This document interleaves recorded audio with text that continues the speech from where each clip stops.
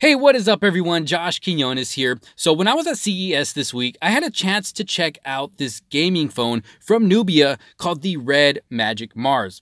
Now, gaming phones are becoming a big deal now, and it seems like more manufacturers are making them. So let's see what this one is all about and what sets it apart from the others.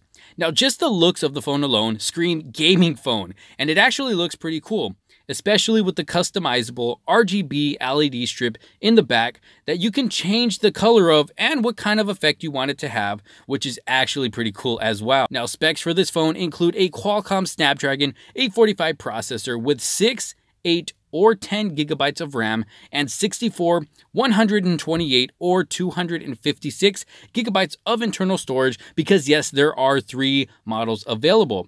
It also has a 6-inch Full HD Plus LCD display with an 8 megapixel selfie camera up top that in my opinion isn't the best I've seen out there. Then on the rear is a 16 megapixel camera that might not be the best either, but the pictures still do come out pretty decent. Now, the battery that powers all of this is a 3,800 milliamp battery, which isn't too bad, but of course, I'll need to use the phone for a full day to find out if it's actually enough to power this phone for an entire day. Now, one cool thing is that there is an actual dedicated switch at the top left of the phone to switch over to gaming mode quickly. And this will enable 4D haptic sensors, RAM priority, and processor overclocking. Now, the little bit of gaming that I did do actually wasn't too bad at all. It played smoothly with no lag, and Nubia put air, liquid, and ice cooling technology that keeps the performance at high levels for 70% longer than a phone without this technology. Now, on the side of the phone, you'll find some trigger buttons that aren't actually buttons, but are capacitive sensors that act as trigger buttons like on a regular gaming controller. Now, I do think this is kind of a cool idea, but if they aren't real buttons, they might be kind of hard to operate. I don't know, we'll just have to wait and see.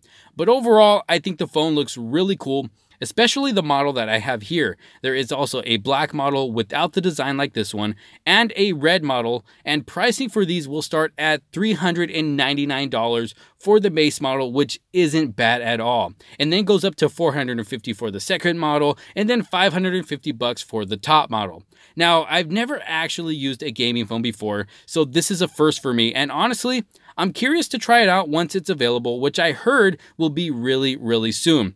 But you guys let me know your thoughts down below. Where are all of my gamers out there? Let me know what you think down in the comments. Thank you guys so much for watching. Don't forget to give this video a thumbs up, subscribe, and hit that bell for notifications if you have not done so already so you don't miss out on any future videos to come. Thanks again for watching, guys. This is Josh Quinones, and I will see you all on the next one.